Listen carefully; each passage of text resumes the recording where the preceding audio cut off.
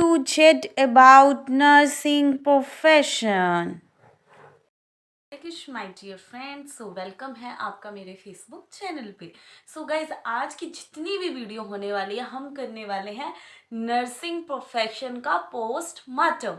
सो मैं आपको nursing profession के बारे में A to Z जानकारी दूंगी। सभी प्रोफेशन अच्छे हैं बट नर्सिंग वालों की अपनी एक अलग पहचान है, क्योंकि ये बहुत ही वास्ट प्रोफेशन है। इसमें आपको काफ़ी सारे ऑप्शन मिल जाते हैं, बहुत ही बेनिफिट है। मैं आपको सारा बताऊंगी A to Z, क्योंकि इसकी नॉलेज होना हमारे लिए बहुत इम्पोर्टेंट है। जब मैंने नर्सिंग की थी मुझे बिल्कुल भी नॉलेज नहीं थी, मैं थी 0/0 सन्नाटा, क्योंकि मुझे कुछ भी पता नहीं था। अभी तो हमारी बहुत हेल्प हो जाती है, सोशल मीडिया के थ्रू हमें काफ़ी सारी इन्फॉर्मेशन मिल जाती है। गाइज, अब क्वेश्चन आता है कि नर्सिंग कौन कंडक्ट कर सकते हैं।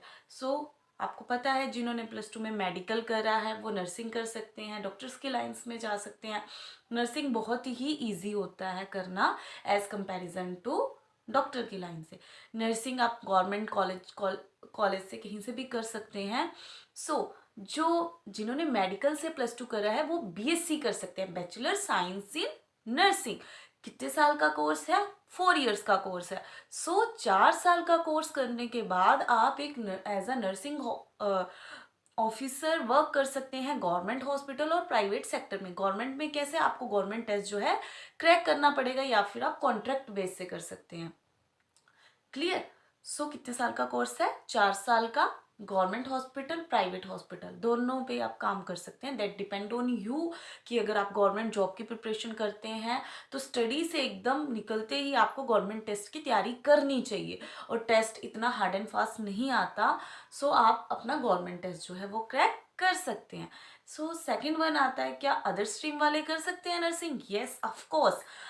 अदर स्ट्रीम वाले कौन कौन से? आगे arts, commerce and third one non medical person.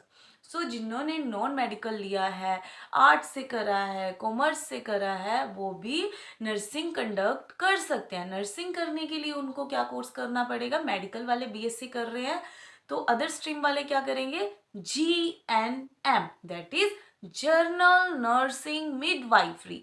जो जर्नल नर्सिंग मिडवाइफरी का कोर्स है वो होता है 3.5 ईयर का, 3.5 साल का अप्रोक्स। BSc के जितना ही वो भी पड़ जाता है, आधे साल का डिफरेंस आ जाता है हमारा। कि GNM वाले क्या कर सकते हैं? GNM वाले जो हैं as a nursing officer government या फिर प्राइवेट हॉस्पिटल में काम कर सकते हैं। गवर्नमेंट में कैसे? गवर्नमेंट टेस्ट क्रैक करना पड़ेगा। और कैसे कर सकते हैं? कॉन्ट्रैक्ट बेस पे कर सकते हैं। और GNM वाले भी फॉरेन के लिए अप्लाई कर सकते हैं। क्लियर? दोनों चीजें समझ आई। अब जो BSc वाले हैं वो कॉलेज में टीच कर सकते हैं, बट जो GNM वाले हैं वो टीचिंग नहीं कर सकते। गाइज, घबराने की कोई ज़रूरत नहीं है। GNM करने के बाद आपके पास ऑप्शन होता है पोस्ट BSc करने का। जो पोस्ट BSc होती है वो होती है 2 इयर्स के लिए। कितने इयर्स के लिए? 2 ईयर। मतलब आपकी BSc टोटल अगर मैं दोनों को मिला के बात करूं, GNM एंड पोस्ट BSc, वो आपका अप्रोक्स पड़ गया 5.5 इयर्स का। ठीक है। आप पोस्ट BSc करने के बाद as well as college and hospital दोनों में ही काम कर सकते हो। कुछ एक्सपीरियंस के बाद आप हॉस्पिटल में भी एज अ क्लिनिकल एजुकेटर या फिर एज अ क्लिनिकल इंस्ट्रक्टर आप वहाँ पे टीच कर सकते हो। आप कॉलेज में भी टीच कर सकते हो। ठीक है, तो कितने सारे बेनिफिट हो गए हमारे पास। उसके बाद आता है जिन्होंने पोस्ट BSc कर ली और BSc को भी कंप्लीट कर लिया। ठीक है, GNM वालों ने पोस्ट BSc कर ली और BSc तो ऑलरेडी 4 इयर्स की उन्होंने करी हुई है। तो उसके बाद आप क्या कर सकते हो? उसके बाद हमारे पास आती है मास्टर्स। मास्टर्स में हमारे पास 3 टाइप्स आते हैं।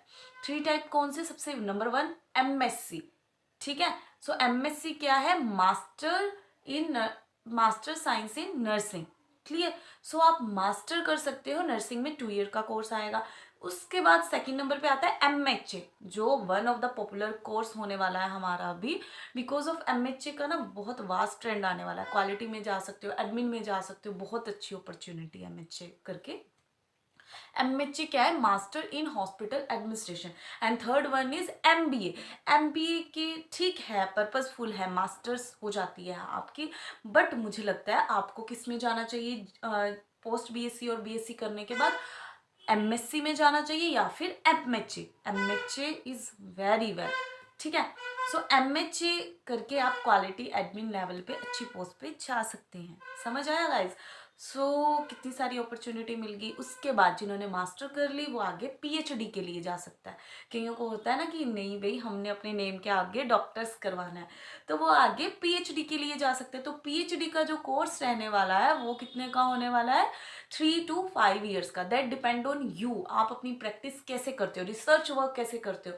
अगर आप अपना 100% कर रहे हो तो 3 ईयर्स में भी हो सकता है, अदरवाइज 5 ईयर्स भी इसमें लग जाते हैं। समझ आए आपको सारे? सो हमारे पास कितने कोर्सेज हो गए? जीएनएम, ठीक है। जीएनएम के बाद पोस्ट बीएससी आप कर सकते हो, जो ऑलरेडी बीएससी है। ये सब करने के बाद आप क्या कर सकते हो? एमएससी, एमएचए या फिर एमबीए। एमएससी करने के बाद आप पीएचडी को कंडक्ट कर सकते हो। सो आपके नेम के आगे लग जाएगा डॉक्टर। तो जो पूरे कोर्स की जर्नी है वो आपको 10 to 11 ईयर्स तक पढ़ सकती है, ठीक है। क्योंकि 4 साल हो गए आपके बीएससी में, अगर आप जीएनएम पोस्ट बीएससी करते हो तो 5.5 साल हो गए, ठीक है। सो 2 ईयर्स हो गए आपके एमएससी में या एमएचए में। तो उसके बाद आप पीएचडी के लिए जाते हो तो फिर उसमें भी आपके 3 to 5 ईयर्स लगा के चले तो 13-14 ईयर्स भी आपके लग सकते हैं इसलिए। तो घबराना नहीं है, हिम्मत रखनी है। सो गाइज, जो सबसे बेनिफिशियल होता है नर्सिंग में, एक इसमें आपको अपॉर्चुनिटी है फ़ॉरेन जाने की, जो कि बहुत ही ज़्यादा अच्छी है। ओईटी कंडक्ट कीजिए, और ओईटी थोड़ी कॉस्टली होती है। आप जैसे ही पास आउट होते हो ना, सो आप अपना एक डायरेक्शन, एक माइंड सेट कर लो।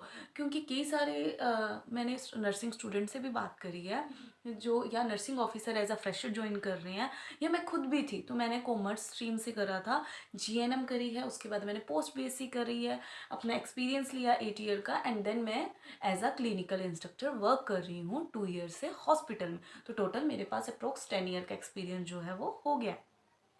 गवर्नमेंट जॉब में मैं इसलिए नहीं गई बिकॉज ऑफ मेरा इंटरेस्ट नहीं था, ठीक है। सो मुझे लगता है मुझे खुद को नर्सिंग के बारे में कुछ भी नॉलेज नहीं थी, बिल्कुल भी नहीं। तो आपके लिए ये वीडियो हेल्पफुल रहेगी। आपने जैसे ही पास आउट होते हो ट्राई कीजिए अपना गवर्नमेंट टेस्ट क्रैक करने की, अगर आपको इंडिया में रहना है। मुझे खुद को इंडिया पसंद है और ना ही मेरा फ़ॉरेन जाने का कभी इरादा था, तो मैं गई भी नहीं हूँ, है ना। बट कई तो पंजाब की मैक्सिमम लड़कियाँ इसलिए नर्सिंग करती हैं क्योंकि फ़ॉरेन में अच्छी अपॉर्चुनिटी है, फ़ॉरेन अच्छा है ना। एक लाइफस्टाइल सेट हो जाता है पर्सन का। India, I love India. So India भी अपनी जगह अच्छा है, तो जिसका जो इंटरेस्ट है। बट मुझे लगता है आप अपनी नर्सिंग करके कोचिंग लीजिए, एंड उसके बाद आप as a nursing officer government hospital में काम करें। प्राइवेट का कुछ टाइम के लिए आप एक्सपीरियंस ले सकते हैं, क्योंकि प्रैक्टिकल एक्सपोजर होना वेरी, ये सारे बड़े बड़े कोर्सेज तो मैंने आपको बता दिए। बट आप एक चीज़ और कर सकते हो, जीएनएम करने के बाद नहीं मनी होती भाई पोस्ट बीएससी करने के, बहुत एक्सपेंडिचर आता है स्पेशली प्राइवेट कॉलेजेस में। अगर आपके पास मनी नहीं भी है तो आप 6 मंथ का आईसीएन का कोर्स कर सकते हैं, that is infection control nurse.